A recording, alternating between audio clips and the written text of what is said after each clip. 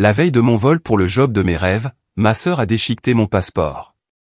Les cafards ne méritent pas d'elle, a-t-elle ri. Mes parents étaient d'accord. Ce qu'ils ignoraient, c'est que je m'étais déjà envolé. Je m'appelle Nathalie et j'ai 27 ans.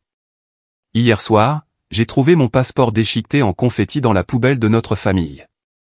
Ma sœur Diane se tenait là, un sourire narquois aux lèvres, à seulement 12 heures de mon vol pour Paris où m'attendait le poste de comptable de mes rêves. Mes parents l'ont soutenu, disant que ma place était à la maison, pas à l'autre bout du monde.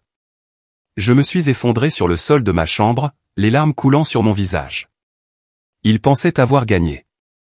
Ils n'avaient aucune idée que j'avais toujours 3 coups d'avance. J'ai grandi dans un quartier de classe moyenne à Lyon, dans une maison qui paraissait parfaitement normale de l'extérieur. Mes parents, Richard et Marguerite, étaient tous deux professeurs au lycée local, des membres respectés de la communauté aux valeurs traditionnelles. Nous avions les dîners du dimanche typiques, les réunions de famille pour les fêtes et même des vacances familiales annuelles au bord des lacs voisins. En apparence, nous étions l'image parfaite de la famille française modèle. Mais les murs cachent des secrets, et les nôtres dissimulaient une hiérarchie stricte qui me plaçait tout en bas. D'aussi loin que je me souvienne, il y a toujours eu une règle tacite dans notre maison. Diane passait avant tout. Ma sœur avait 4 ans de plus que moi et, d'une manière ou d'une autre, cela se traduisait par le fait qu'elle était traitée comme une reine tandis que j'étais traité comme la bonne. Diane avait la plus grande chambre, les vêtements les plus neufs et, surtout, l'attention et la fierté sans partage de nos parents. Quand elle ramenait des 14/20, c'était la fête. Quand je ramenais des 18/20, il n'y avait qu'un signe de tête et un rapide c'est normal. Diane est plus sensible, expliquait ma mère quand je remettais en question les différences de traitement. Elle a besoin de plus d'encouragement. Pendant ce temps, on me décrivait comme étant naturellement capable et indépendante, des mots de code pour nous n'avons pas besoin de nous inquiéter pour toi. Ce qu'il voulait vraiment dire, c'était nous n'avons pas besoin d'investir en toi. Cette dynamique n'a fait que s'intensifier à l'adolescence. Diane avait des difficultés à l'école. Mes parents ont donc engagé des tuteurs et passé des heures à l'aider pour ses devoirs. On me laissait me débrouiller seul, faisant souvent mes devoirs tard le soir après avoir fini la vaisselle et la lessive. Diane était encouragée à rejoindre des clubs et à développer ses centres d'intérêt, tandis qu'on me rappelait que quelqu'un devait t'aider à la maison. Tu es si douée pour t'occuper des choses, Nathalie, disait ma mère, son ton suggérant que c'était une sorte de compliment plutôt que le fardeau que c'était réellement. À 16 ans, je gérais essentiellement le foyer, cuisine, ménage, lessive, et même le budget familial parce que j'étais doué pour les chiffres. Le schéma est devenu encore plus clair lorsque nous avons parlé de l'université.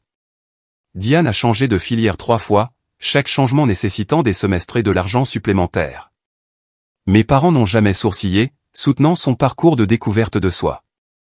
Quand il s'est agi de mes études, la conversation était différente.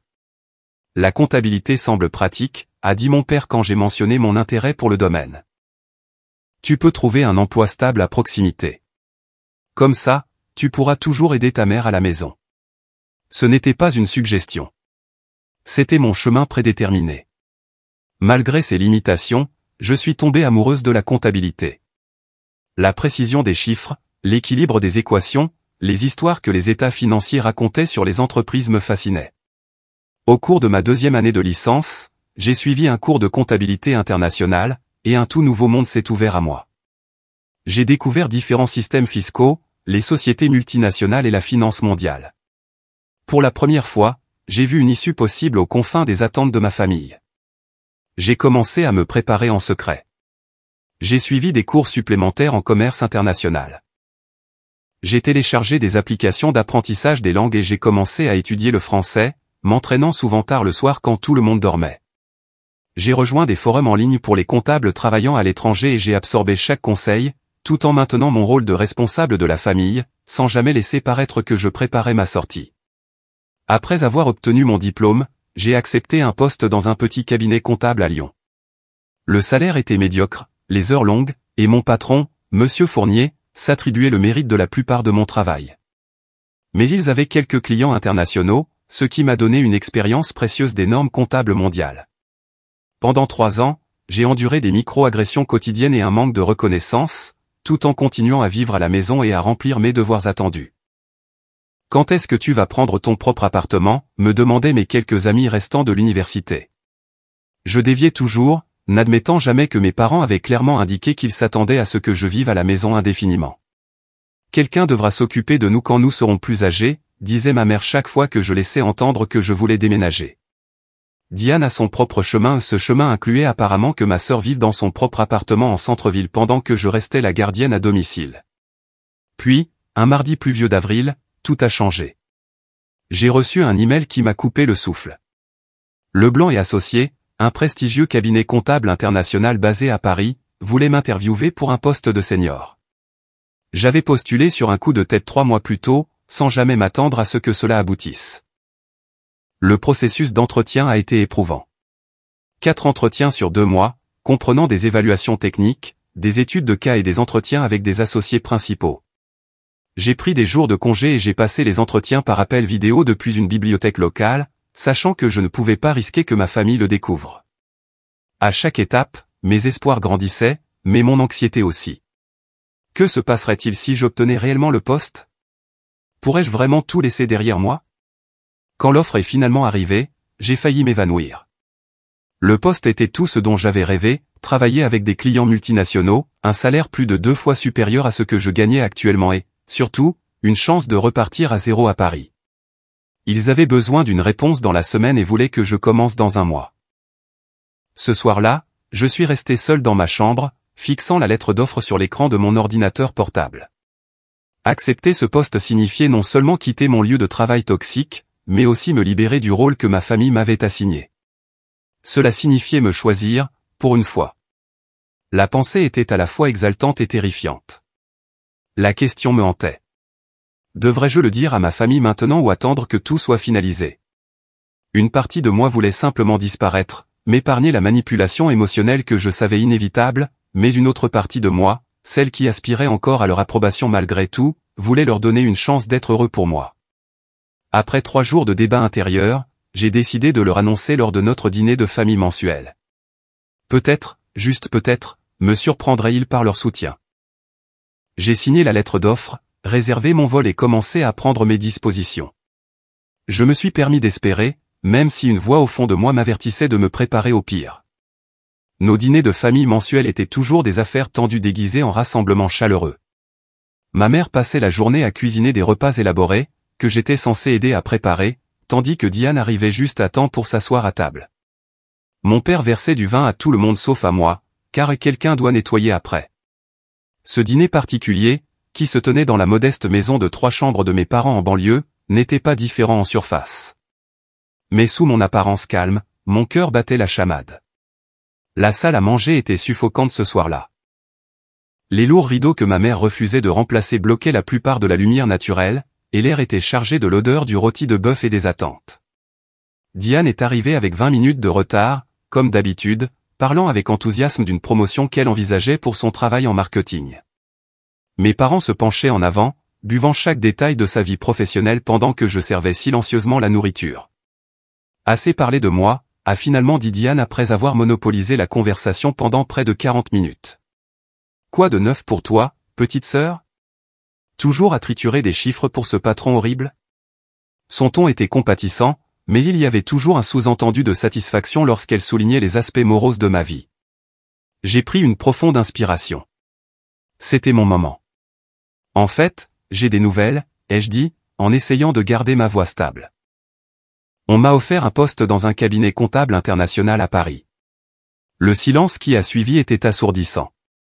La fourchette de mon père s'est arrêtée à mi-chemin de sa bouche. La main de ma mère s'est figée sur son verre de vin.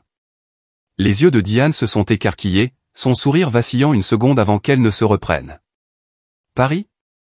Comme en France, a finalement demandé mon père, comme s'il pouvait y avoir un autre Paris auquel je faisais référence.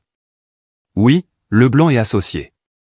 C'est un cabinet prestigieux et il m'offre un poste de senior dans leur division clients multinationaux. Je commencerai le mois prochain.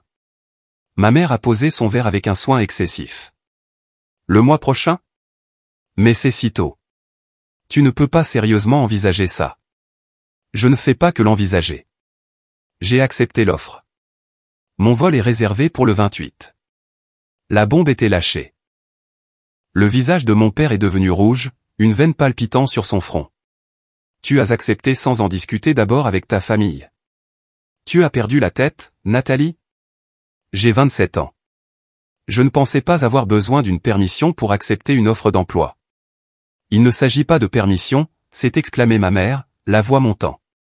Il s'agit de responsabilité, de famille. Tu ne peux pas nous abandonner pour un travail chic en Europe. Diane a tendu la main à travers la table, prenant la mienne dans ce qui semblerait à des étrangers un geste de soutien. Nat, je pense que ce que maman et papa essaient de dire, c'est que c'est très soudain. Nous sommes juste inquiets pour toi. Paris est si loin et tu n'as même jamais vécu seul ici à Lyon. Et voilà. Le rappel subtil que j'étais incapable, dépendante, pas prête pour le monde réel. Le même récit qu'il m'avait servi toute ma vie. J'apprécie votre inquiétude, ai-je dit, retirant doucement ma main de celle de Diane. Mais c'est une opportunité incroyable pour ma carrière, quelque chose pour lequel je travaille depuis des années. Des années? Ma mère avait l'air sincèrement confuse. Tu n'as jamais mentionné vouloir travailler à l'international. Parce que vous n'avez jamais demandé, pensai-je amèrement. Parce que toute ambition au-delà d'être votre femme de ménage attitrée était découragée. J'ai suivi des cours de comptabilité internationale à la fac. J'apprends le français. C'est mon objectif depuis longtemps. Mon père a frappé sa main sur la table, faisant cliqueter la vaisselle. Et qu'en est-il de nos objectifs, de nos plans? Qui va aider ta mère à la maison? Qui va s'occuper de nous quand nous serons plus âgés? As-tu pensé à quelqu'un d'autre que toi en prenant cette décision? Chaque question était comme un coup physique, mais j'avais anticipé cette réaction. On m'avait dit pendant des années que ma valeur principale résidait dans ce que je pouvais faire pour les autres, en particulier pour ma famille. Papa, maman et toi avez la cinquantaine et vous êtes en bonne santé. Vous n'avez pas encore besoin d'une aide à domicile. Et quand ce sera le cas, cette responsabilité ne devrait pas reposer uniquement sur moi simplement parce que je suis la fille cadette. La vérité non dite flottait dans l'air. Pourquoi ne s'attendait-on pas à ce que Diane aide? Pourquoi était-ce toujours moi? Ma mère a commencé à pleurer, des sanglots doux et théâtraux qui avaient toujours été efficaces pour me faire sentir coupable. Après tout ce que nous avons fait pour toi, tous les sacrifices, et c'est comme ça que tu nous remercies. Diane est intervenue, toujours la médiatrice quand cela lui convenait. Calmons-nous tous. Nathalie, peut-être devrais-tu prendre le temps d'y réfléchir. Paris sera toujours là dans 1 an ou 2. Il n'y a pas d'urgence à bouleverser toute ta vie. Après le dîner, Diane m'a suivi dans la cuisine où je commençais automatiquement à nettoyer malgré mes émotions tumultueuses. À quoi tu joues vraiment, Nat, a-t-elle demandé une fois que nous étions seuls, sa façade de soutien tombant complètement. Pardon? Paris. Vraiment? Tu as toujours été la casanière, la responsable. Et maintenant, soudainement, tu veux t'envoler pour l'Europe. Tu te crois toujours si spécial, n'est-ce pas? La jalousie dans sa voix était indéniable. Pendant des années, Diane avait été celle qui avait la liberté, les opportunités et la bénédiction de nos parents pour poursuivre ses rêves. L'idée que je puisse avoir mes propres rêves menaçait la dynamique confortable dont elle avait bénéficié. Il ne s'agit pas d'être spécial, Diane. Il s'agit de ma carrière, de mon avenir. Elle a ri, un son froid sans aucun humour. Ton avenir est ici. Tu le sais. Maman et papa ont besoin de toi. J'ai besoin de toi. Qui va tout gérer si tu pars? Peut-être qu'il est temps que tout le monde apprenne à se débrouiller seul, ai-je répondu, ma voix plus forte que je ne le sentais. L'expression de Diane s'est durcie. Ils ne te laisseront jamais partir. Tu le sais, n'est-ce pas? Et même si tu pars, tu reviendras. Tu n'as pas ce qu'il faut pour t'en sortir seul, surtout dans un pays étranger. Au cours des jours suivants, la réaction de mes parents a évolué du choc à la colère, puis à une campagne coordonnée pour me faire changer d'avis. Mon père a cessé de me parler directement, ne communiquant que par des soupirs appuyés et des regards désapprobateurs. Ma mère alternait entre des supplications larmoyantes sur combien elle avait besoin de moi et des déclarations froides sur mon égoïsme. Si tu pars, ne t'attends pas à être accueilli à bras ouverts quand tu échoueras, a-t-elle dit un soir alors que je préparais le dîner, une tâche qu'on attendait toujours de moi malgré ma supposée trahison. J'ai essayé plusieurs fois d'expliquer à quel point cette opportunité était importante, comment elle pourrait transformer ma carrière et ma vie. Je leur ai montré la lettre d'offre avec le salaire impressionnant, les avantages sociaux, l'aide à la réinstallation. J'ai parlé des opportunités de croissance professionnelle et de la chance de travailler avec des clients mondiaux. Rien de tout cela n'avait d'importance à leurs yeux. Ma seule valeur était en tant que gardienne, un rôle qu'ils m'avaient assigné sans mon consentement et qu'ils s'attendaient à ce que je remplisse sans poser de questions. Au fil des jours, j'ai réalisé avec une clarté croissante que je n'obtiendrais jamais leur bénédiction. Le choix qui s'offrait à moi était brutal, renoncer à mes rêves pour maintenir la paix avec ma famille, ou poursuivre mon propre chemin et accepter la fracture que cela provoquerait. Ce n'était pas une décision facile, mais au fond de moi, je savais qu'il n'y avait qu'un seul choix avec lequel je pouvais vivre. J'irais à Paris, avec ou sans leur soutien. Ce que je ne savais pas alors, c'était jusqu'où ils iraient pour tenter de m'arrêter. Les 2 dernières semaines avant mon départ sont devenues un champ de bataille psychologique. Chaque jour qui passait, les tactiques que ma famille employait pour m'empêcher de partir devenaient plus manipulatrices et intenses. Ce qui avait commencé comme de la désapprobation s'est rapidement transformé en une campagne coordonnée pour briser ma détermination. Ma mère a soudainement développé de mystérieux problèmes de santé. Un jour, c'était des migraines invalidantes qui la laissaient alité, m'obligeant à m'occuper de toutes les responsabilités ménagères. Le lendemain, c'était des douleurs thoraciques inquiétantes pour lesquelles elle refusait de consulter un médecin. Ce n'est probablement rien, disait-elle avec un soupir de martyr. Je vais juste me reposer et espérer que ça passe. Bien que ce serait plus facile à gérer si je savais que ma fille serait là pour m'aider. L'implication était claire. Si je partais et que quelque chose lui arrivait, ce serait de ma faute. La culpabilité était parfois écrasante, exactement comme elle l'avait prévu. L'approche de mon père était différente, mais tout aussi efficace. Il refusait tout simplement de reconnaître mon existence. Il entrait dans les pièces et parlait à tout le monde sauf à moi, demandait à Diane de me passer des objets à table plutôt que de s'adresser directement à moi, et faisait des plans qui impliquaient la famille sans m'inclure. Le traitement silencieux était sa punition préférée depuis mon enfance, et même en tant qu'adulte, la douleur d'être effacé était difficile à supporter. Papa m'a demandé de te dire que la pelouse a besoin d'être tondue, transmettait Diane, appréciant clairement son rôle d'intermédiaire. Il dit que puisque tu abandonnes tes responsabilités, la moindre des choses est de t'assurer que tout est en ordre avant de partir. Mais les propres tactiques de Diane étaient peut-être les plus insidieuses.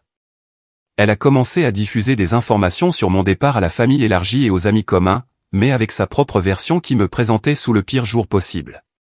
Je suis si inquiète pour Nathalie, a-t-elle dit à notre tante Carole au téléphone, assez fort pour que je l'entende. Elle plaque son travail stable pour ce fantasme parisien insensé. Je pense qu'elle traverse une sorte de crise de la quarantaine précoce. Tu sais, elle a toujours été un peu instable émotionnellement. Le résultat fut un barrage d'appels et de messages inquiets de la part de parents, dont beaucoup ne me contactaient que pendant les fêtes. Ma cousine Jennifer a suggéré que je fuyais peut-être un problème personnel non divulgué. L'oncle Stéphane s'est demandé si j'avais bien réfléchi aux implications financières. La tante Patricia m'a rappelé que la famille passait avant tout, toujours. Ta mère est folle d'inquiétude, m'a-t-elle réprimandé. Est-ce qu'un travail vaut vraiment la peine de déchirer ta famille? La pression ne se limitait pas à la maison. Au travail, la préparation de mon départ est devenue son propre cauchemar. Monsieur Fournier, mon patron, a pris la nouvelle de ma démission comme un affront personnel. Après tout ce que j'ai fait pour vous, a-t-il dit, faisant écho aux sentiments de mes parents presque mot pour mot. Je vous ai donné une chance quand personne d'autre ne voulait de vous. C'est comme ça que vous montrez votre gratitude. La vérité, bien sûr, était qu'il m'avait sous-payé et surmené pendant des années tout en s'attribuant le mérite de mes meilleures idées. Mais dans son esprit, et de manière frustrante dans l'esprit de beaucoup de mes collègues, je manquais de loyauté en poursuivant une meilleure opportunité. L'atmosphère au bureau a changé. Les collègues qui avaient été amicaux sont devenus distants. Certains ont ouvertement remis en question mes capacités. Paris, 1. C'est un sacré saut par rapport à la conciliation des comptes des entreprises locales. J'espère que tu ne seras pas dépassé, a remarqué Jean du service comptable, assez fort pour que les autres entendent. Sandra, que je pensais être une amie, a cessé de m'inviter à déjeuner. Quand je lui ai demandé pourquoi, elle a été étonnamment honnête. Les gens pensent que tu as pris la grosse tête, Nathalie. Tu t'envoles pour Paris comme si tu étais une grande ponte de la comptabilité internationale. Certains d'entre nous doivent rester ici, dans le monde réel. La pression combinée de tous les côtés a commencé à se faire sentir. La nuit, seul dans ma chambre, les doutes s'insinuaient. Étais-je en train de faire une terrible erreur? Étais-je vraiment capable de réussir dans un cabinet international? Allais-je finir seul et en échec dans un pays étranger, donnant raison à tout le monde? Un soir, je suis rentré du travail plus tôt et j'ai surpris Diane en train de fouiller dans ma chambre. Elle avait sorti ma valise et passé en revue les documents que j'avais soigneusement organisés à l'intérieur. « Qu'est-ce que tu fais ?» ai-je demandé, le choc et la colère se disputant la domination. Diane n'a même pas eu la décence d'avoir l'air embarrassée. Maman m'a demandé de vérifier si tu avais emporté des vêtements assez chauds. Il fait froid à Paris, tu sais. C'était un mensonge transparent. Je pouvais voir qu'elle s'était concentrée sur le dossier contenant mes documents de voyage, pas sur mes vêtements. Sors de ma chambre, maintenant. Elle a levé les yeux au ciel, mais a obtempéré. Susceptible, susceptible. On dirait que tu as quelque chose à cacher. Cette nuit-là, j'ai pris une décision. Je ne pouvais faire confiance à ma famille pour rien en ce qui concernait mon départ. J'ai appelé Amélie, ma meilleure amie depuis l'université et l'une des rares personnes à soutenir sincèrement mon déménagement à Paris. Est-ce que je peux entreposer des affaires chez toi jusqu'à ce que je parte, lui ai-je demandé. Juste des documents importants et quelques effets personnels. Bien sûr, a répondu Amélie sans hésitation. Tu veux me raconter ce qui se passe? Autour d'un café dans son appartement le lendemain, je me suis enfin déchargé, partageant toute l'étendue de la manipulation de ma famille. C'était la première fois que je disais la vérité à voix haute, et le soulagement était palpable. Nathalie, ce qu'ils font n'est ni normal ni sain, a dit Amélie, le visage sérieux. C'est de la violence psychologique. Tu le sais, n'est-ce pas? Entendre quelqu'un d'autre le nommer était à la fois validant et douloureux. Une partie de moi avait normalisé leur comportement pendant si longtemps que le fait de le voir qualifié de violence était déconcertant. Je dois juste tenir les 10 prochains jours, ai-je dit. Ensuite, je serai dans un avion pour Paris et je pourrai commencer à comprendre à quoi pourrait ressembler une relation familiale normale, à distance. Amélie m'a serré la main. Je suis fier de toi. Il faut un courage incroyable pour se libérer de personnes qui ont passé toute ta vie à te convaincre que ta seule valeur est de les servir. Ces mots ont renforcé ma détermination. J'ai commencé à apporter des objets essentiels à son appartement, petit à petit. Mon passeport, bien que j'ai gardé une photocopie à la maison pour éviter les soupçons. Mon acte de naissance, des documents financiers importants et des objets de valeur sentimentale que je ne pouvais pas supporter de laisser derrière moi. Amélie est devenue ma bouée de sauvetage pendant ces derniers jours, la seule personne qui me rappelait constamment que je n'étais ni folle ni égoïste de vouloir une vie à moi. Quand les doutes devenaient écrasantes, je l'appelais et elle me calmait, me rappelant toutes les raisons pour lesquelles j'avais pris cette décision en premier lieu. Tu prépares ça depuis des années, disait-elle. Ne les laisse pas te l'enlever maintenant. Tu mérites cette chance, Nathalie. Avec le soutien d'Amélie, j'ai réussi à maintenir ma détermination malgré la pression croissante de tous les côtés. Ce que je n'avais pas réalisé, c'est que ma famille, sentant qu'elle perdait le contrôle sur moi, se préparait à prendre des mesures drastiques pour empêcher mon départ. Le pire était encore à venir. La nuit précédant mon vol devait être simple. J'avais prévu de rentrer à la maison, d'avoir un au revoir civil, sinon chaleureux, avec ma famille, et de passer une dernière nuit dans ma chambre d'enfant avant qu'Amélie ne me conduise à l'aéroport le matin. J'avais déjà déménagé la plupart de mes affaires dans son appartement, ne laissant que ce dont j'aurais besoin pour la dernière nuit et les objets que je laissais derrière moi. Je suis arrivé à la maison vers 19 h, préparé mentalement à l'attention, mais espérant que nous pourrions au moins nous quitter en bons termes. La maison était inhabituellement silencieuse quand je suis entré.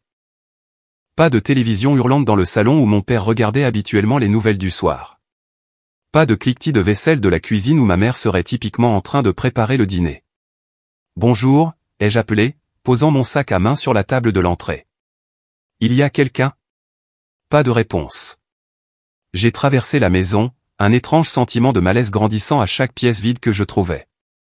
Finalement, j'ai monté les escaliers vers ma chambre, pensant que je commencerais à me préparer pour le lendemain en attendant que ma famille revienne. Au moment où j'ai ouvert la porte de ma chambre, j'ai su que quelque chose n'allait pas. Mon sac à dos de voyage, que j'avais laissé soigneusement emballé sur mon lit ce matin-là, était maintenant par terre, son contenu déversé tout autour. Quelqu'un avait fouillé dans mes affaires, et il ne s'était pas donné la peine de le cacher. Le cœur battant, je me suis agenouillé pour examiner les objets éparpillés. des vêtements, des articles de toilette, mon adaptateur de voyage, le roman que j'avais prévu de lire dans l'avion, tout était jeté négligemment. Mais un élément crucial manquait. Le dossier contenant ce que je pensais être mon passeport. En réalité, juste la photocopie que j'avais laissée comme l'heure, ma carte d'embarquement et d'autres documents de voyage. La panique me serrant la gorge, j'ai cherché frénétiquement dans le désordre, espérant que le dossier avait simplement été déplacé. Il n'était nulle part. Les mains tremblantes, j'ai commencé à ouvrir les tiroirs, à vérifier sous le lit, à chercher dans toutes les cachettes possibles de ma chambre. C'est alors que j'ai remarqué que la petite poubelle dans le coin de ma chambre avait été récemment vidée, son sac en plastique frais. Ma famille ne vidait jamais ma poubelle. Ça avait toujours été ma responsabilité, comme tout le reste dans la maison. Je me suis précipité en bas dans la cuisine où se trouvait la plus grande poubelle. Ouvrant le couvercle, j'ai commencé à fouiller dans le marc de café, les épluchures de légumes et les emballages alimentaires jetés. À mi-chemin, mes doigts ont touché quelque chose qui m'a glacé le sang, de minuscules lambeaux de papier bleu foncé. J'ai sorti poignée après poignée de morceaux de la taille de confetti, les étalant sur le comptoir de la cuisine. En les assemblant, les fragments formaient des images partielles, un coin de ma photo, un morceau de l'emblème de la République, des brides de la page d'identification. Mon passeport, ou ce que je pensais être mon passeport, avait été déchiqueté au-delà de toute réparation. Tu cherches quelque chose ? Je me suis retourné vivement pour trouver Diane appuyée contre l'encadrement de la porte de la cuisine, les bras croisés, un sourire suffisant aux lèvres. Elle avait l'air satisfaite, voire triomphante. « Qu'est-ce que tu as fait ?» Ma voix est sortie comme un murmure étranglé. Ce qui devait être fait. Elle est entrée dans la cuisine, examinant le désordre de confettis de passeport avec approbation. « Tu pensais vraiment qu'on allait te laisser t'envoler loin de tes responsabilités, de ta famille ? Tu n'avais pas le droit, ai-je dit, mon choc cédant la place à la fureur. C'était ma propriété, mon passeport. Ce que je fais de ma vie n'est pas ta décision. » Diane a ri, un son froid, dépourvu de toute véritable humour. Les cafards ne méritent pas d'elle, petite sœur. Ta place est ici, à récurer nos sols, à t'occuper de nos parents, pas à gambader à travers le monde en jouant à la femme d'affaires internationale. La cruauté désinvolte de ces mots m'a frappé comme un coup physique. Des cafards. C'est ainsi qu'elle me voyait. Pas comme une sœur, pas même comme une personne avec ses propres rêves et aspirations, mais comme un insecte, quelque chose en dessous d'elle. Pourquoi ? Ai-je demandé, les larmes commençant à couler sur mon visage malgré tous mes efforts pour les retenir. Pourquoi m'as-tu toujours autant détesté ? Te détester ? Diane semblait sincèrement surprise par la question. Je ne te déteste pas, Nathalie. Je connais juste ta place. Nous la connaissons tous. Tu es la personne fiable, la gardienne. C'est ton rôle. Tu n'as pas le droit de décider soudainement que tu veux plus. Qui a décidé de ce rôle pour moi ? Je ne l'ai jamais choisi. Personne ne choisit sa place dans la famille, a-t-elle dit avec un haussement d'épaule. Nous jouons tous les cartes qui nous ont été distribuées.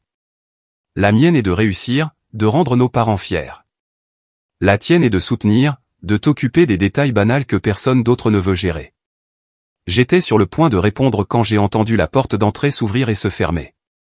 Mes parents sont entrés dans la cuisine, s'arrêtant net en voyant les morceaux de passeport déchiquetés étalés sur le comptoir et moi, debout, les larmes coulant sur mon visage.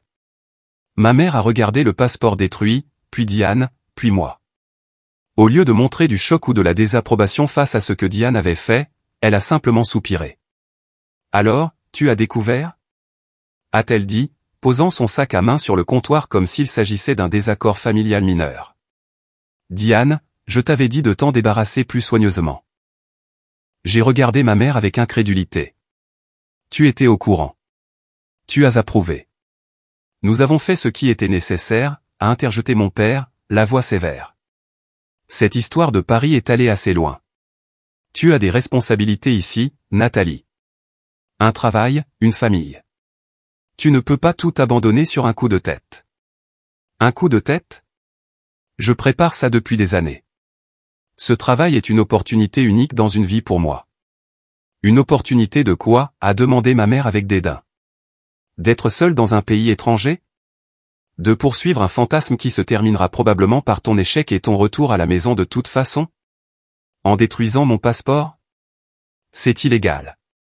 Vous ne pouvez pas décider de ce que je peux et ne peux pas faire de ma vie. Je suis une adulte. Une adulte tiendrait compte des besoins de sa famille, a rétorqué mon père. Une adulte comprendrait que sa place est ici, à aider sa mère, à se préparer à s'occuper de ses parents quand ils vieilliront. Pas à s'enfuir en France pour une aventure égoïste.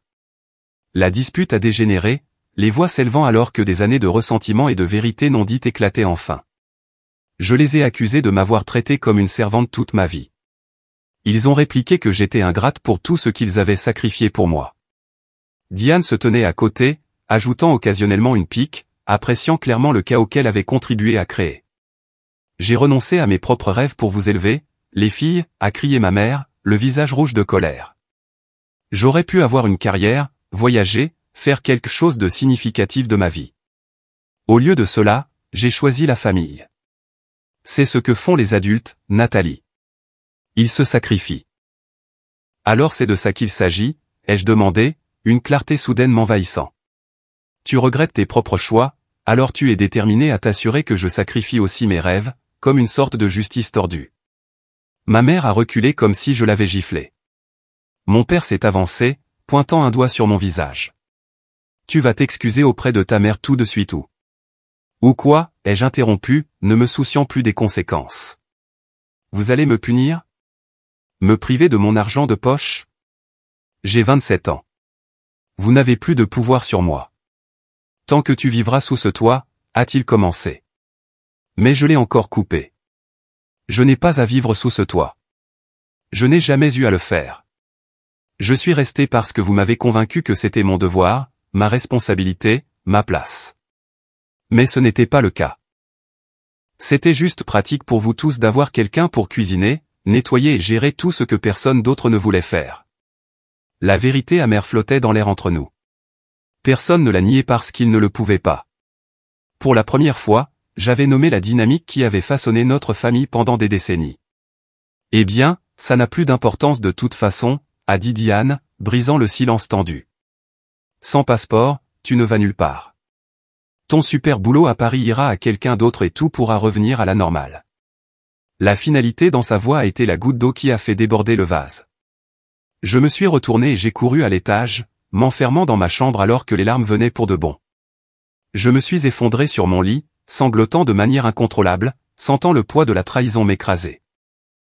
Ma propre famille avait conspiré contre moi, avait délibérément saboté mon avenir parce qu'il ne correspondait pas à leur plan pour moi. À travers mes larmes, j'ai attrapé mon téléphone et appelé Amélie. Ils ont déchiqueté mon passeport, ai-je suffoqué quand elle a répondu. Diane l'a détruit et mes parents le savaient. Ils étaient tous de mèche. Oh mon Dieu, a haleté Amélie. Nathalie, c'est insensé. Ça va? Tu as besoin que je vienne te chercher? Non, pas encore, ai-je dit, essayant de calmer ma respiration. J'ai besoin de réfléchir. J'ai besoin de trouver quoi faire. Mais la vérité était que je me sentais complètement vaincu. Sans passeport, je ne pouvais pas quitter le pays. Obtenir un remplacement prendrait des semaines, peut-être des mois. Mon travail irait à quelqu'un d'autre. Mon appartement à Paris serait donné à un autre locataire. Tout ce pourquoi j'avais travaillé, rêvé, planifié méticuleusement, s'effondrait sous mes yeux. Je suis resté éveillé toute la nuit, fixant le plafond, rejouant les événements de la soirée encore et encore. Le regard de satisfaction sur le visage de Diane. La manière désinvolte dont ma mère avait balayé mes rêves. La colère de mon père que j'ose sortir du rôle qu'il m'avait assigné. Pour la première fois, j'ai vu avec une parfaite clarté à quel point la dynamique de ma famille était toxique. Ce n'était pas de l'amour. Ce n'était même pas un conflit familial normal. C'était du contrôle, de la manipulation et de la violence psychologique déguisée en inquiétude et en tradition. Et j'avais permis cela toute ma vie. Alors que l'aube se levait, projetant une douce lumière à travers la fenêtre de ma chambre, j'ai pris une décision. Ce ne serait pas la fin de mon histoire. D'une manière ou d'une autre, je trouverais un moyen d'avancer. Je n'étais pas arrivé si loin, je n'avais pas planifié cela si soigneusement, pour abandonner au premier obstacle majeur. Les doigts tremblants, j'ai envoyé un texto à Amélie, peux-tu venir me chercher à 5 heures du matin demain? Ne réponds pas, sois juste là. Je t'expliquerai tout à l'heure. Il me restait une journée pour trouver comment sauver mes rêves des décombres que ma famille avait créés. Une journée pour trouver un moyen de me libérer une fois pour toutes. À 5 heures du matin précise, la Honda bleue d'Amélie s'est garée devant ma maison, les phares éteints pour ne pas alerter ma famille. J'attendais près de la fenêtre, le cœur battant si fort que j'étais sûr qu'il allait réveiller tout le quartier. Quand j'ai vu sa voiture, j'ai attrapé mon sac à dos, jeté un dernier regard à ma chambre, et je me suis glissé silencieusement en bas des escaliers et par la porte d'entrée. Le visage inquiet d'Amélie m'a accueilli alors que je me glissais sur le siège passager. « Ça va ? On dirait que tu n'as pas dormi du tout. » « C'est le cas, ai-je admis, bouclant ma ceinture de sécurité alors qu'elle s'éloignait du trottoir. Mais je vais mieux que bien. Je suis libre. Une fois que nous étions en sécurité au bout de la rue, j'ai fouillé dans mon sac à dos et j'ai sorti un petit livret bleu, le brandissant dans la faible lumière du petit matin. « C'est, commença Amélie, les yeux s'écarquillant de surprise. « Mon passeport. » « Mon vrai passeport, ai-je confirmé, un petit sourire se formant malgré mon épuisement. Celui que Diane a déchiqueté était une photocopie que j'ai laissée comme leur. J'ai l'original en sécurité chez toi depuis des semaines, avec tous mes documents importants.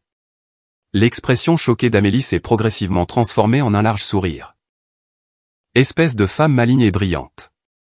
Tu avais anticipé qu'il pourrait essayer quelque chose comme ça. Je ne savais pas exactement ce qu'ils feraient, mais je savais qu'ils essaieraient de m'arrêter d'une manière ou d'une autre. Ce n'était pas la première fois que Diane fouillait dans ma chambre.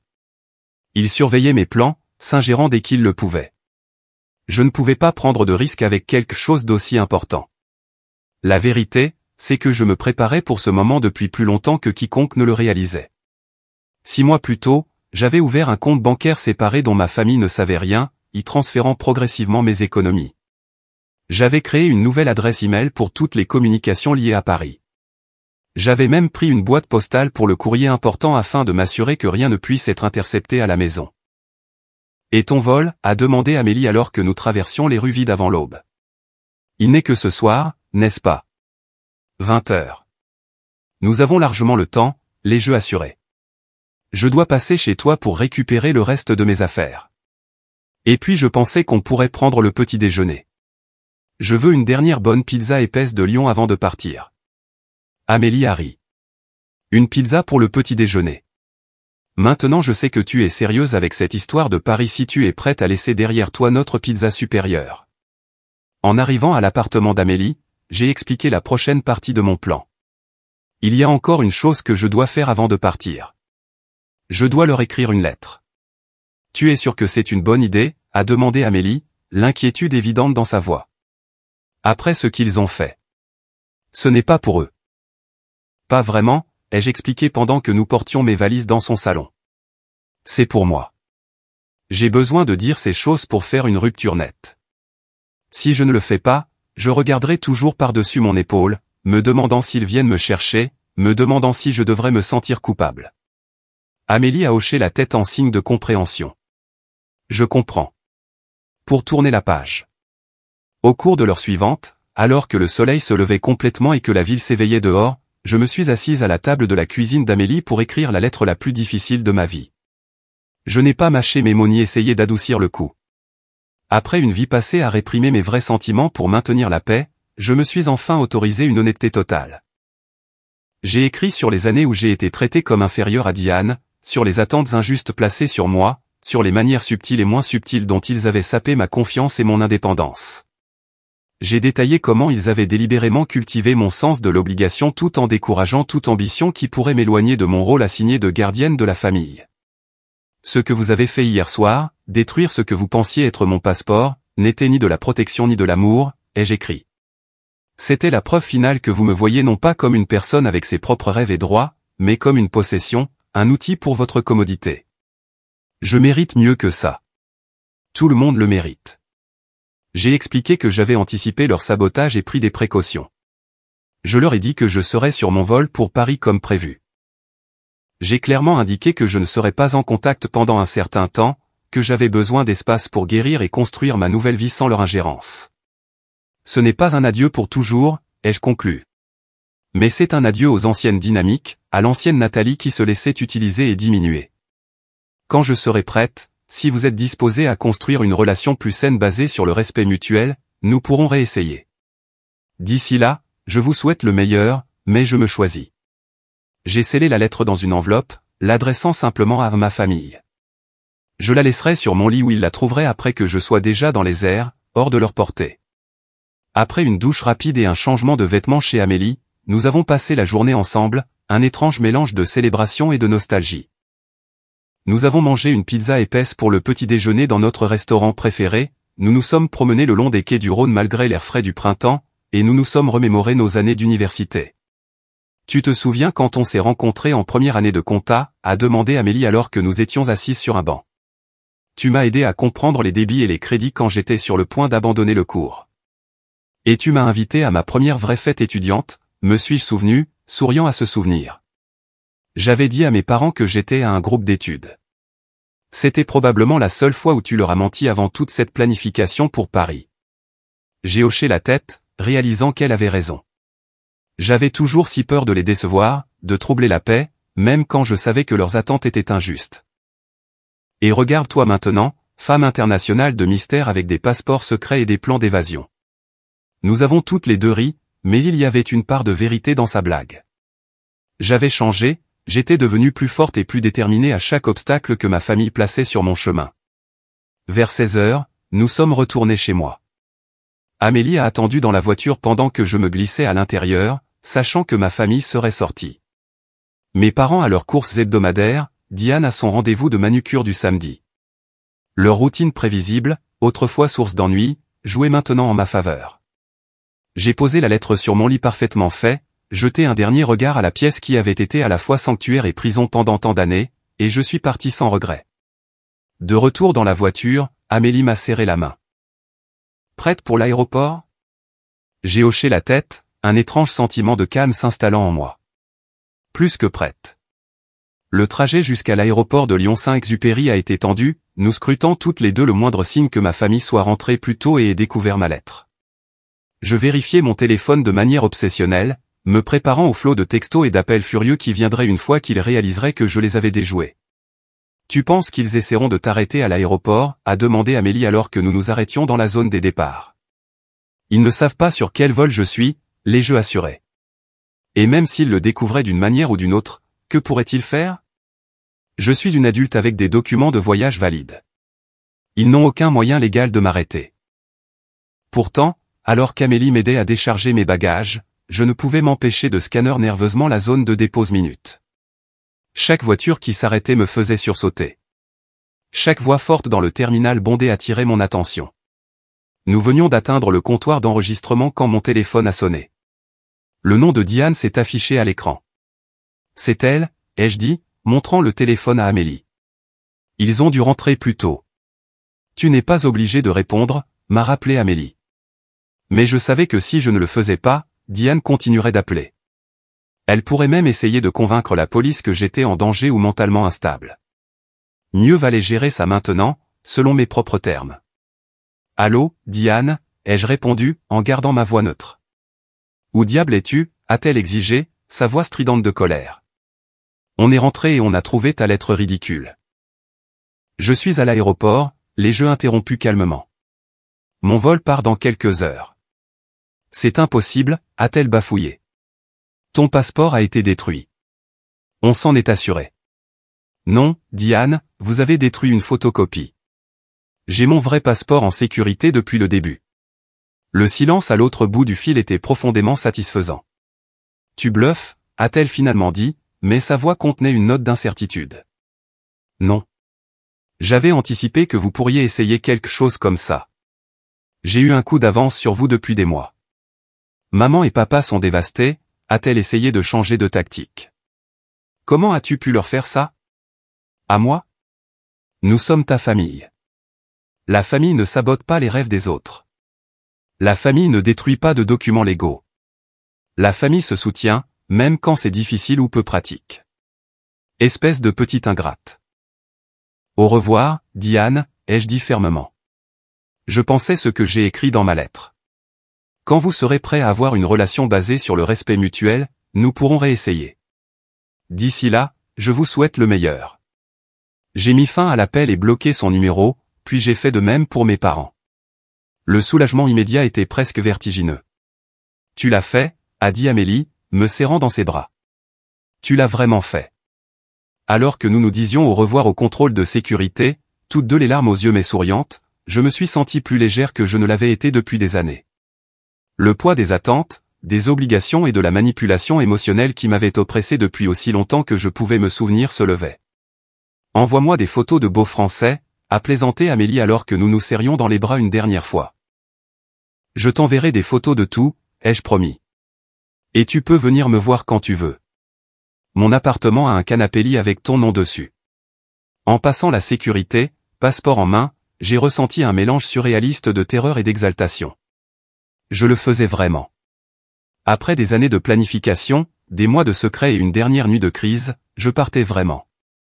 Alors que je trouvais ma porte d'embarquement et que je m'installais pour attendre, je n'ai pu m'empêcher de réfléchir au voyage qui m'avait amené ici. Pas seulement le voyage littéral à l'aéroport, mais le voyage émotionnel de fille dévouée à femme indépendante défendant ses propres rêves. Le chemin n'avait pas été facile, et je savais que la route à venir aurait ses propres défis. Paris n'était pas un pays des merveilles magiques où tous mes problèmes disparaîtraient. Il y aurait de la solitude, des ajustements culturels, des pressions professionnelles. Mais pour la première fois de ma vie, ces défis seraient les miens, à affronter selon mes propres termes, sans que le poids des attentes de ma famille ne détermine mes choix. Quand mon vol a finalement été appelé et que j'ai rejoint la file d'attente pour embarquer, je n'ai ressenti aucune hésitation, aucun doute de dernière minute. À chaque pas vers l'avion, je me dirigeais non seulement vers Paris, mais vers la liberté, vers la personne que j'étais censé être plutôt que la personne que ma famille avait essayé de me forcer à rester.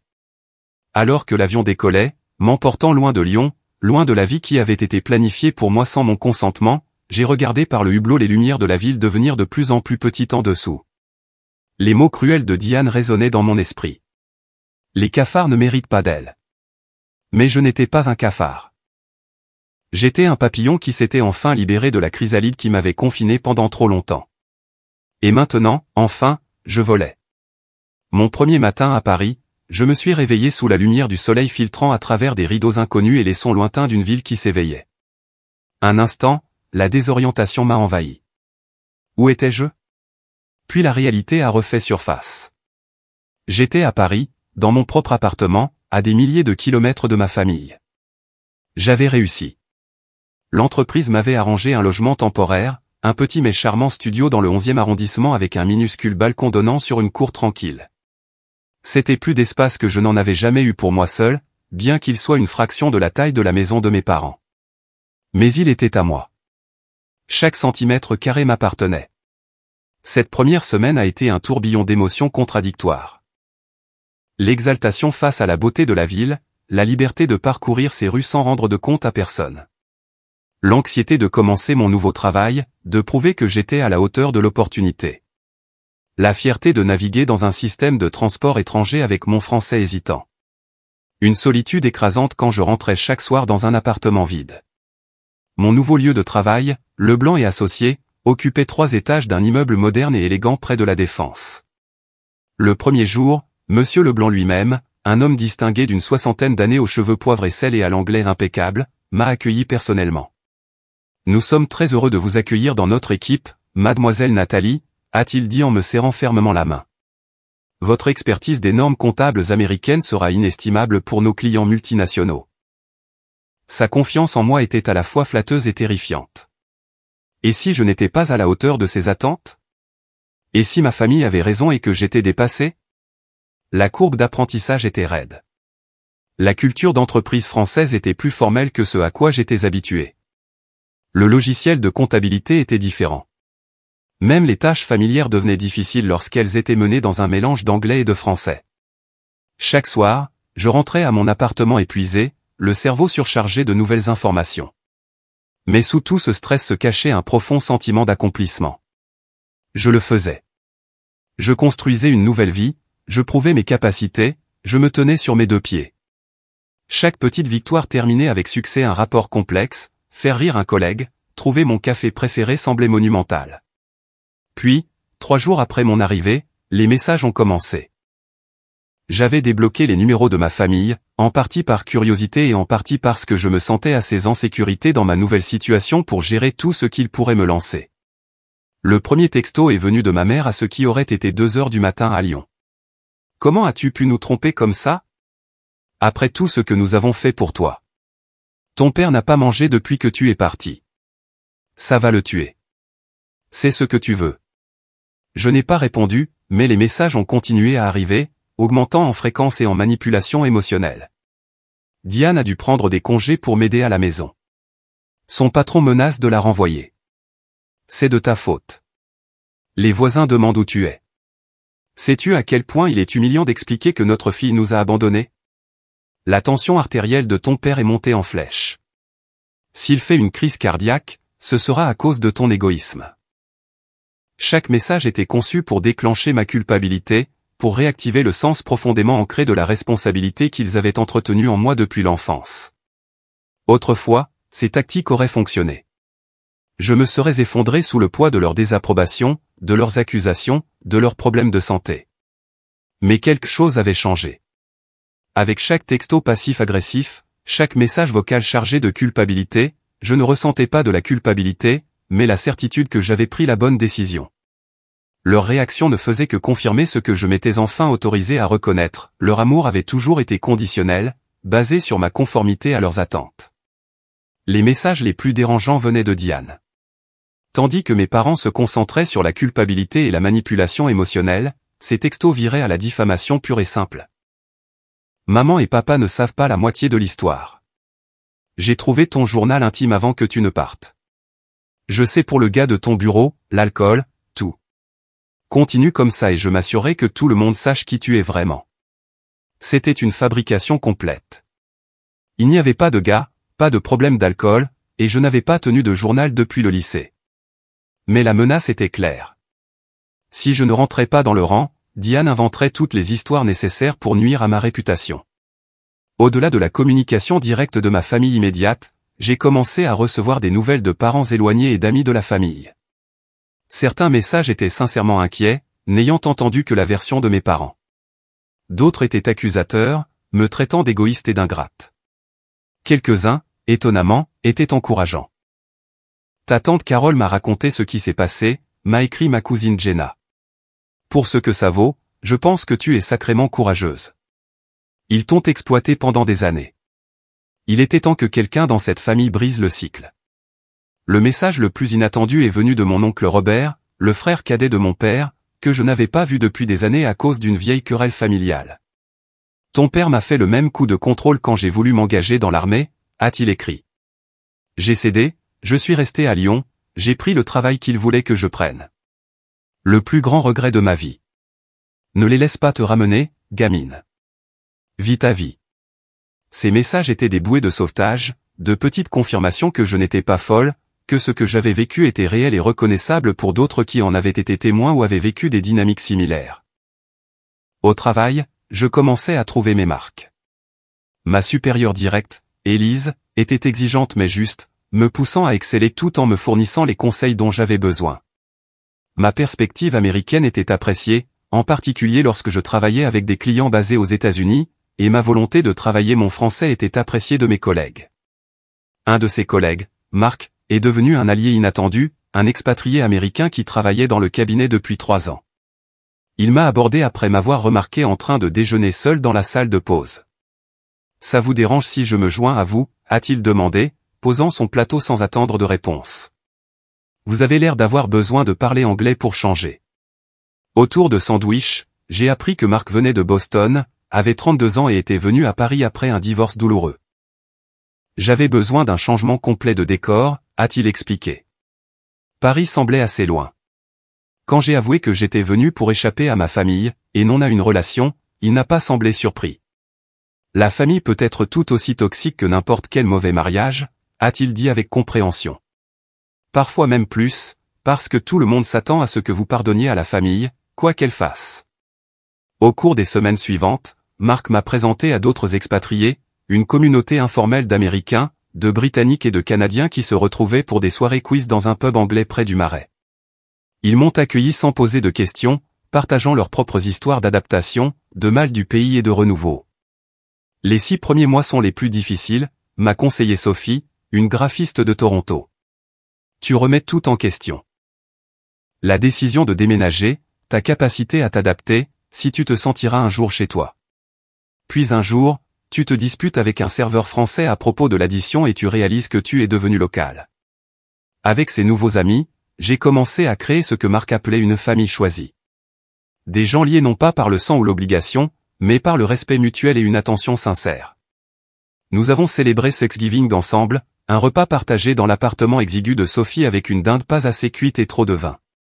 Nous avons parcouru les marchés de Noël le long des Champs-Élysées, fait du patin à glace à l'hôtel de ville, et célébré le Nouvel An en regardant les feux d'artifice sur la Seine.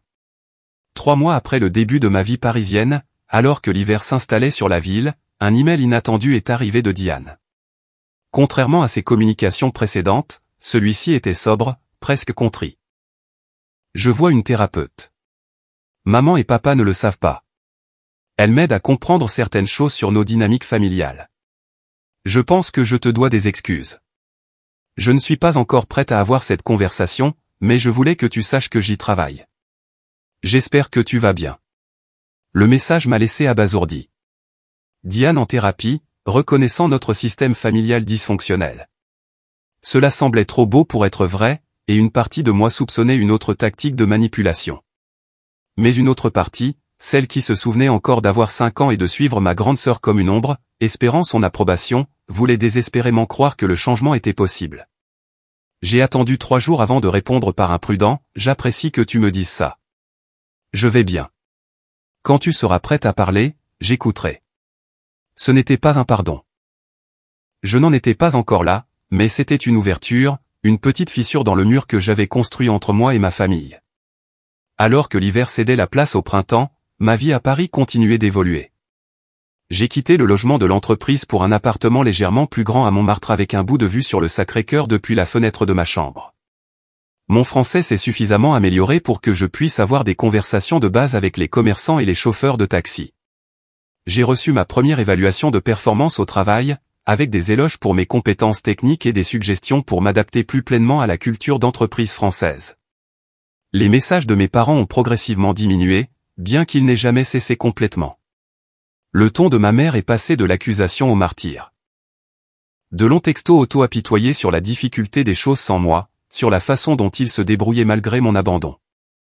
Mon père, fidèle à lui-même, communiquait principalement par l'intermédiaire de ma mère, bien qu'il envoyait occasionnellement un message laconique demandant si j'en avais fini avec cette folie. J'ai maintenu mes limites, ne répondant qu'aux messages qui n'étaient pas manipulateurs, ignorant les autres.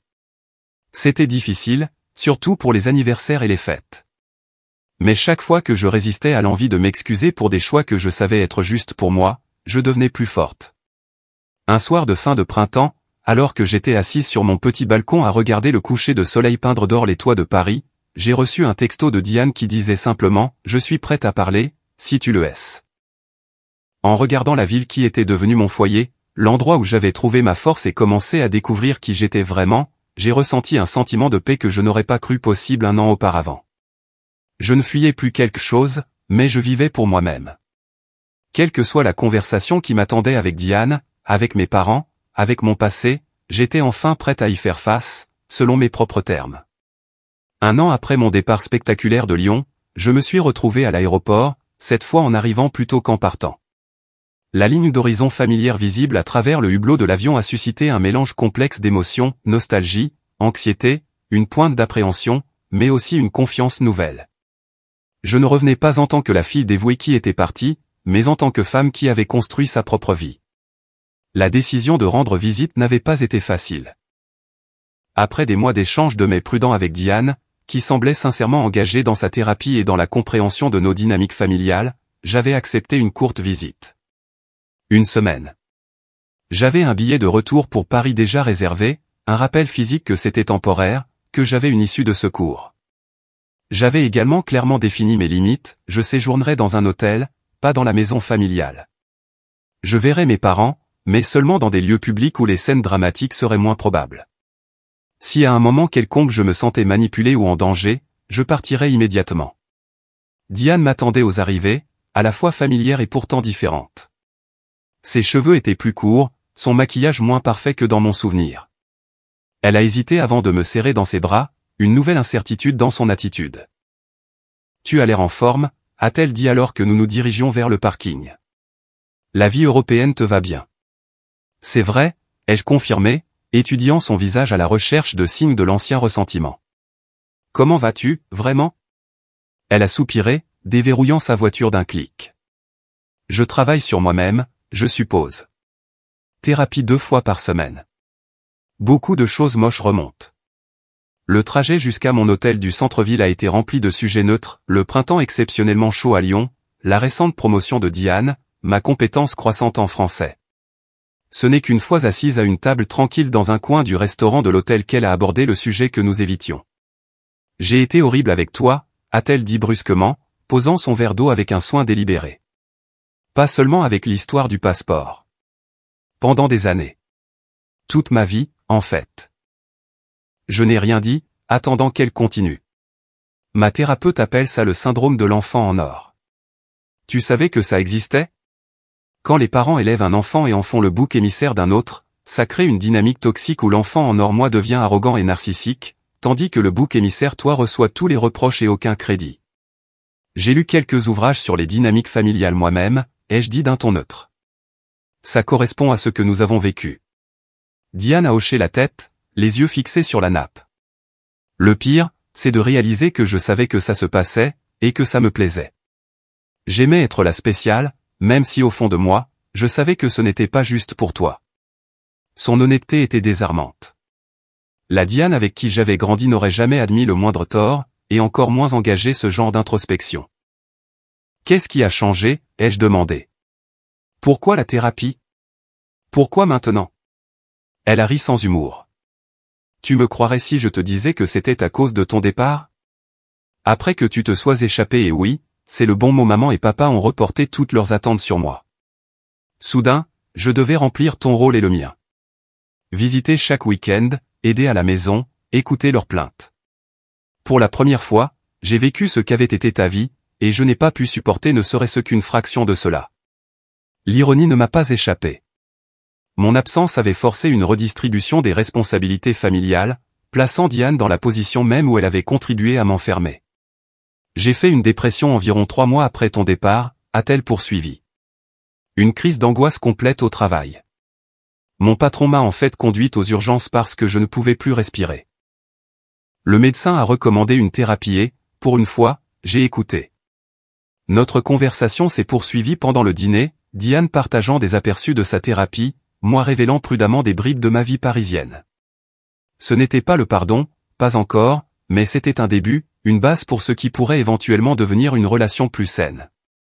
La rencontre avec mes parents le lendemain a été beaucoup plus difficile. Nous nous sommes retrouvés dans un petit café près du parc de la Tête d'Or, territoire neutre, comme j'avais insisté. L'étreinte de ma mère était raide, la poignée de main de mon père formelle. Il semblait plus âgé que dans mon souvenir, ou peut-être que je les voyais simplement clairement pour la première fois. « Tu as l'air mince », fut la première remarque de ma mère. « Tu manges correctement là-bas ?»« Je suis en parfaite santé », ai-je répondu d'une voix égale.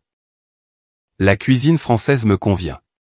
Un silence gênant s'est installé, rompu seulement par l'arrivée de la serveuse. Mon père s'est raclé la gorge. « Eh bien, tu as eu ton aventure. Quand prévois-tu de rentrer pour de bon ? » Et voilà. La supposition que ma vie à Paris n'était qu'une rébellion temporaire, que je finirais par reprendre ma place assignée dans la hiérarchie familiale. Certaines choses n'avaient pas du tout changé. Papa, je ne reviens pas vivre à Lyon. Ma vie est à Paris maintenant. J'ai un travail que j'aime, des amis, un appartement. J'ai signé une prolongation de contrat de 2 ans avec le cabinet. Le visage de ma mère s'est crispé. Alors, tu choisis vraiment cette voie égoïste, après tout ce que nous avons fait pour toi? J'ai pris une profonde inspiration, me rappelant la croissance personnelle que j'avais accomplie au cours de l'année écoulée, les limites que j'avais apprises à établir et à maintenir. Mon choix ne vous concerne pas, ai-je dit doucement mais fermement. Il me concerne moi, mon bonheur, mon avenir. Vivre ma propre vie n'est pas égoïste. C'est sain. Sain, c'est moquer mon père. C'est comme ça qu'on appelle abandonner sa famille de nos jours? Richard, est intervenue Diane, me surprenant par son intervention. Nathalie n'a abandonné personne. Elle a déménagé pour une opportunité de travail, comme des milliers de personnes le font chaque jour. Comme tu m'as toujours encouragé à le faire, tu te souviens. Mon père a semblé choqué d'être contesté par Diane, son enfant en or. La bouche de ma mère s'est ouverte et fermée sans un mot. Le reste du déjeuner s'est déroulé de la même manière. Mes parents faisant des commentaires passifs-agressifs, Diane intervenant occasionnellement pour dévier, et moi, maintenant calmement mes limites. C'était épuisant, mais aussi étrangement validant. Leur comportement ne faisait que confirmer que j'avais fait le bon choix en partant. Plus tard cet après-midi-là, Diane et moi nous sommes promenés le long des quais du Rhône, la brise printanière rafraîchissante et familière. C'était brutal, a-t-elle admis. Je suis désolé qu'il n'ait pas changé. Je ne m'y attendais pas vraiment, ai-je répondu. Les gens changent rarement à moins de le vouloir, et ils ne voient rien de mal dans la façon dont ils me traitent. Je le vois maintenant, a dit doucement Diane. Je ne sais pas si ça aide. Nous avons trouvé un banc et nous sommes assises à regarder l'eau, la silhouette de Lyon se dressant derrière nous comme une chaîne de montagnes de verre et d'acier. Je peux te poser une question personnelle? S'est aventurée Diane après un silence confortable. Tu peux demander. Je ne répondrai peut-être pas. Es-tu heureuse? Vraiment heureuse, à Paris, je veux dire. J'ai sérieusement réfléchi à la question. Je le suis. Pas tous les jours, la vraie vie n'est pas un conte de fées. Même à Paris, j'ai de mauvais jours, du stress au travail, parfois le mal du pays. Mais je vis selon mes propres termes, je fais mes propres choix, mes propres erreurs. Alors oui, je suis heureuse d'une manière que je n'aurais jamais cru possible auparavant. Diane a hoché la tête, les yeux brillants. J'envie ça. J'essaie encore de découvrir qui je suis sans l'approbation de maman et papa. Qui est Diane, pas celle qu'ils voulaient que je sois. Ce moment de vulnérabilité a créé un changement entre nous. Pour la première fois, j'ai vu ma sœur non pas comme ma tortionnaire, l'enfant en or qui avait tout ce que je n'avais pas, mais comme une autre victime de l'amour dysfonctionnel de nos parents. Sa prison avait été dorée, mais c'était une prison quand même. Le reste de ma visite s'est déroulé selon un schéma similaire de repas de famille difficile entrecoupé de conversations plus authentiques avec Diane. Mes parents n'ont jamais vraiment reconnu le mal qu'ils avaient causé, n'ont jamais totalement accepté ma nouvelle vie comme permanente. Mais Diane et moi avons commencé le processus délicat de reconstruction de notre relation sur des bases nouvelles et plus égales. Le dernier soir à Lyon, Diane m'a ramené à mon hôtel après un dîner qui s'était terminé avec ma mère en larmes et mon père dans un silence de pierre. Je ne sais pas comment tu supportes ça, ai-je admis alors que nous nous arrêtions devant l'entrée de l'hôtel.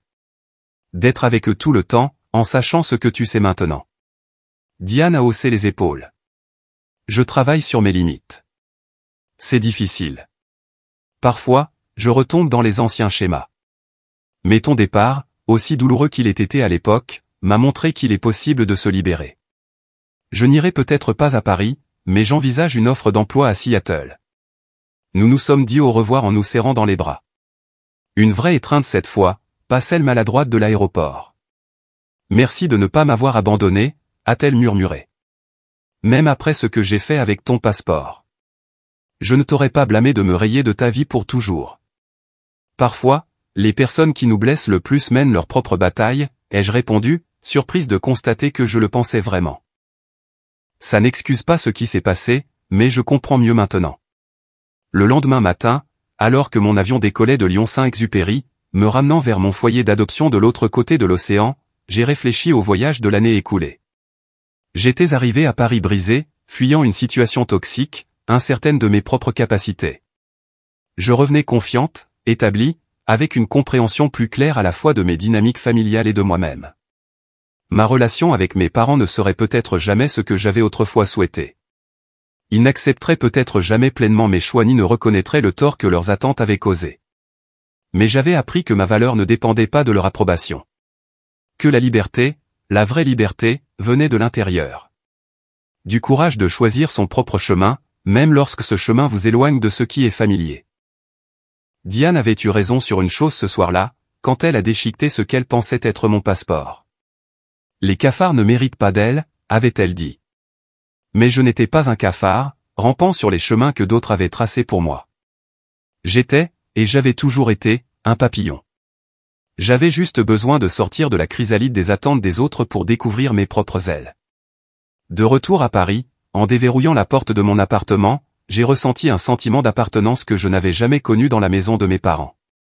Cet espace, cette vie, était à moi par choix, non par naissance ou par obligation. La liberté de faire ce choix, de déterminer mon propre destin, était le cadeau le plus précieux que je me sois jamais fait.